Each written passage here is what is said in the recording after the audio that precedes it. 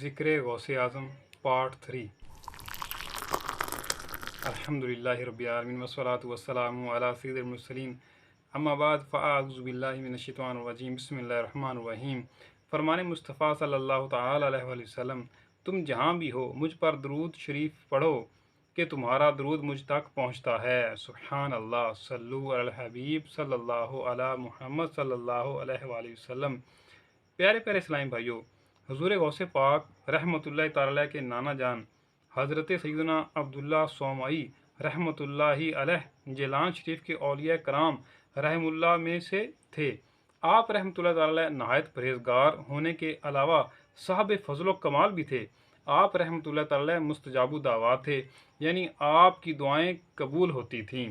اگر آپ کسی شخص سے ناراض ہوتے تو اللہ پاک اس شخص سے بدلہ لیتا، اور جس سے آپ خوش ہوتے تو اللہ پاک اس کو انعام و اکرام سے نوازتا۔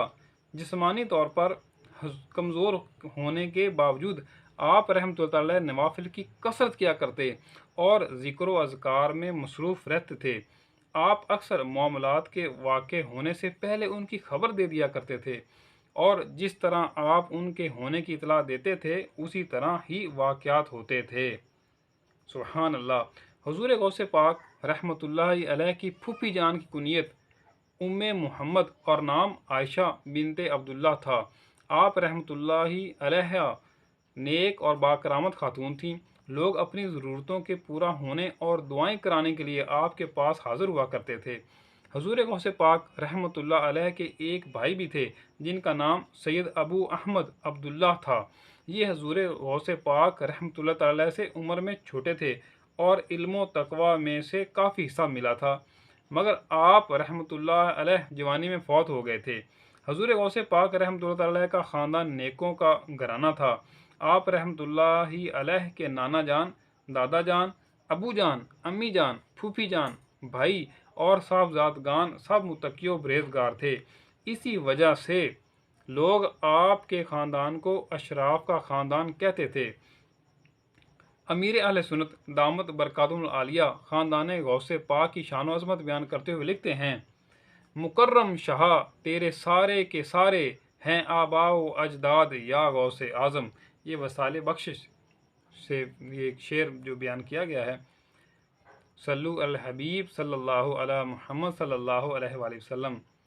حضور غوث پاک حضرت سیدنا شیخ عبد القادر جیلانی رحمۃ اللہ علیہ کی خدمت میں نیم روز، یہ ملک کا نام ہے جو اب افغانستان کا ایک صوبہ ہے، کہ بادشاہ نے لیٹر بھیجا کہ میں ملک کا کچھ علاقہ بطور جاگیر آپ کو دینا چاہتا ہوں تاکہ آپ بھی میری طرح عیش و آرام کی زندگی گزاریں۔ میرے پیارے پیارے پیر و مرشد حضور غوث پاک رحمۃ اللہ علیہ نے اس کے جواب میں فارسی میں 4 اشعار لکھ کر بھیجے، جن کا ترجمہ کچھ یوں ہے: اگر میرے دل میں ملک سنجر کی کچھ بھی ہوس ہو تو سنجر کے بادشاہ کے کالے رنگ کے تاج کی طرح میرا نصیب کالا ہو جائے، اس لیے کہ جب مجھے دولت نیم شب یعنی اللہ پاک کی یاد میں راتوں کو جاگنے کی سلطنت حاصل ہے، سلطنت نیم روز کی قیمت میری نظر میں جو کے دانے کے برابر بھی نہیں۔ سبحان اللہ۔ ان کا منگتا پاؤں سے ٹھکرا دے وہ دنیا کا تاج، جس کی خاطر مر گئے منعم رگڑ کر ایڑیاں۔ صلو علی الحبیب صلی اللہ علی محمد صلی اللہ علیہ وسلم۔ عبادات غوث اعظم۔ غوث پاک کے دیوانوں، ہمارے پیارے پیارے پیر و مرشد حضور غوث پاک رحمۃ اللہ تعالی علیہ بہت زیادہ عبادت و ریاضت اور قرآن کریم کی تلاوت فرمایا کرتے تھے۔ چنانچہ منقول ہے کہ آپ رحمۃ اللہ تعالی 15 سال تک رات بھر ایک قرآن پاک ختم کرتے رہے۔ آپ رحمۃ اللہ علیہ روزانہ 1000 رکعت نفل ادا فرماتے تھے۔ ایک رات جب آپ رحمۃ اللہ علیہ نے اپنے معمولات کا ارادہ کیا تو نفس نے سستی کرتے ہوئے تھوڑی دیر سو جانے اور بعد میں اٹھ کر عبادت کرنے کا مشورہ دیا۔ جس جگہ دل میں یہ خیال آیا تھا اسی جگہ اور اسی وقت ایک قدم پر کھڑے ہو کر آپ رحمۃ اللہ تعالی نے ایک قرآن کریم ختم کیا۔ سبحان اللہ۔ ہو سکتا ہے کسی کے ذہن میں یہ سوال پیدا ہو کہ بزرگان دین رحم اللہ اتنی زیادہ عبادت کیسے کیا کرتے تھے؟ تو اس کا جواب یہ ہے کہ نیک بندوں کے دل محبت الہی اور پرہیزگاری سے آباد ہوتے ہیں۔ یہ اپنے دلوں سے دنیا کی محبت نکال دیتے ہیں۔ ان کی روحیں ذکر الہی کے بغیر بے چین و بے قرار رہتی ہیں، اسی لیے وہ ہر لمحہ یاد الہی میں مصروف رہتے ہیں، اور یہ مقام عبادت و ریاضت میں سخت محنت کرنے سے حاصل ہوتا ہے۔ سوشل میڈیا کی ایک پوسٹ کچھ تبدیلی کے ساتھ بیان کرتا ہوں، جس میں کسی نے کچھ یوں چوٹ کی تھی: آج جس طرح لوگ ساری ساری رات سوشل میڈیا پر چیٹنگ کرنے، ویڈیوز دیکھنے وغیرہ میں گزار دیتے ہیں اور بارہا تھکن و کوفت کا اظہار بھی نہیں ہوتا، یوں مگن ہو کے دیکھتے ہیں۔ اب پتہ چلا کہ پہلے کے بزرگ کیسے ساری ساری رات عبادت میں گزار دیتے تھے۔ جیسے لوگ چیٹنگ میں لگے رہتے ہیں نا، کوئی فلمیں لگی ہوئی یا ڈرامے لگے ہوئے ہیں تو تھکن کا اظہار نہیں ہوتا، اور پتہ نہیں رات کتنے بج جاتے ہیں اور وہ بیٹھے ہوتے ہیں مگن۔ تو جس طرح یہ بات ہوتی شوق کی، لگن کی، جس سے جو محبت کرتا ہے اس میں اس کو تھکاوٹ نہیں ہوتی، بلکہ اس کو لذت آتی ہے، اس کو سکون ملتا ہے، اور اس کو شوق سے وہ کام کرتا ہے۔ تو اس طرح سے بزرگان دین کیونکہ اللہ تعالیٰ کی بات کا شوق رکھتے تھے، ان کو شوق ہوتا تھا اس کا، تو اس لیے ان کو سر رات بات کرتے تو تھکاوٹ نہیں ہوتی تھی۔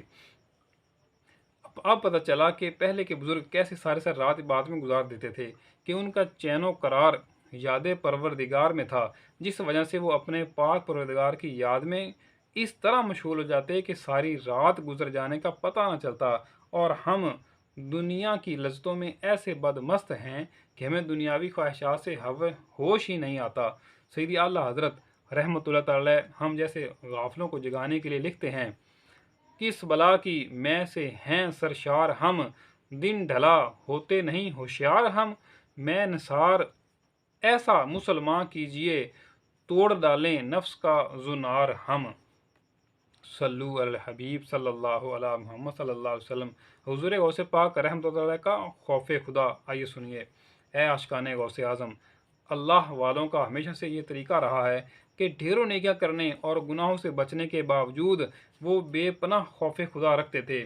سرکار بغداد حضور غوث پاک رحمۃ اللہ تعالی علیہ بھی بے پناہ خوف خدا رکھتے تھے۔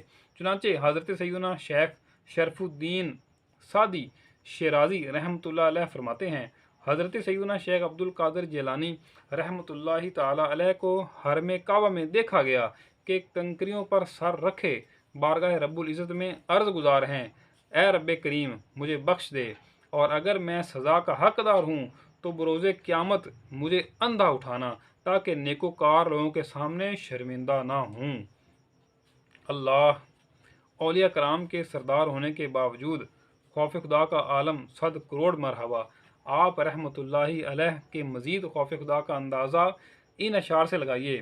آپ رحمۃ اللہ تعالی علیہ نے عید کے دن فرمایا، جس کا ترجمہ ہے: لوگ کہہ رہے ہیں کہ کل عید ہے اور سب خوش ہیں، لیکن میں تو جس دن اس دنیا سے اپنا ایمان سلامت لے کر جاؤں گا، میرے لیے تو وہی دن عید کا ہوگا۔ سبحان اللہ، بے شک اس میں کوئی شک نہیں ہے کہ اصل میں عید اسی کی ہے جس کا ایمان سلامت چلا گیا، دنیا سے لے کے جو ایمان سلامت چلا گیا۔ تو جو ایمان سے خالی رہا تو اس کے لیے کیا عید ہے؟ اس کے لیے کوئی عید نہیں ہے۔ عطار کو سلب ایمان کا دھڑکا، ہے سگے عطار کو سلب ایمان کا دھڑکا، بچا اس کا ایمان بچا غوث اعظم، ہو عطار کی ہو سگے عطار کی بے سبب بخشش آقا، یہ فرمائیں حق سے دعا غوث اعظم۔ اے عاشقان غوث اعظم، ہم کیسے غوث پاک کے عاشق ہیں کہ ہمارے پیر و مرشد تو پیران پیر ولیوں کے سردار ہو کر بھی اتنی اتنی باتیں کریں، اور ایک ہم ہیں کہ ہم سے فرض نماز بھی نہ پڑھی جائے، اور پڑھیں بھی تو بلا اجازت شرعی جماعت کے بغیر۔ یاد رکھیے، اعلیٰ حضرت رحمۃ اللہ تعالی فرماتے ہیں: جو ایک نماز قضا کرتا ہے تو وہ ہزاروں سال جہنم کے عذاب کا حقدار ہے، اور یہ بھی یاد رکھیے کہ جان بوجھ کر بلا اجازت شرعی جماعت چھوڑنا بھی سخت گناہ ہے۔ محبت کرنے والا اپنے محبوب کے نقش قدم پر چلتا یعنی اس کو فالو کرتا ہے، لہذا ہمیں بھی چاہیے کہ محبت غوث اعظم کا دم بھرنے کے ساتھ ساتھ نمازوں کی پابندی کریں، فرض روزے رکھیں، ہمیشہ ہر حال میں سچ بولیں، اور اللہ پاک سے ڈرتے رہیں۔ گناہوں نے مجھ کو کہیں کا نہ چھوڑا، گناہوں نے مجھ کو کہیں کا نہ چھوڑا، نہ ہو جاؤں برباد یا غوث اعظم، مجھے نفس ظالم پہ کر دیجئے غالب، ہو ناکام ہمزاد یا غوث اعظم، میرے قلب سے حب دنیا کی مرشد اکھڑ جائے بنیاد یا غوث اعظم۔ صلو علی الحبیب صلی اللہ علی محمد صلی اللہ علیہ وآلہ وسلم۔ میٹھے میٹھے اسلام بھائیو، دعا ہے کہ جو کچھ بیان کیا گیا اللہ تعالیٰ ہمیں اس پہ عمل کرنے کی توفیق عطا فرمائے، خوب خوب نمازیں پڑھنے اور دوسروں کو بھی اس کی دعوت دینے کی توفیق عطا فرمائے۔ میٹھے میٹھے اسلام بھائیو، سنتیں سیکھیں اور سکھائیں اور اس پہ عمل کریں، اور دنیا دارالعمل ہے، اسی کے اندر آپ نے نیک اعمال کرنا ہے، کیونکہ اعمال ہی ساتھ جانے ہیں، یہ دنیا کا مال و متاع جو ہے یہیں رہ جانا ہے۔ تو دعا ہے کہ جو کچھ بیان کیا اللہ تعالیٰ ہمیں اس پہ عمل کرنے کی توفیق عطا فرمائے اور گناہوں سے بچنے اور دوسروں کو بچانے کی توفیق عطا فرمائے، آمین بجائے خاتم النبیین۔ صلو علی الحبیب صلی اللہ علی محمد صلی اللہ علیہ وآلہ وسلم۔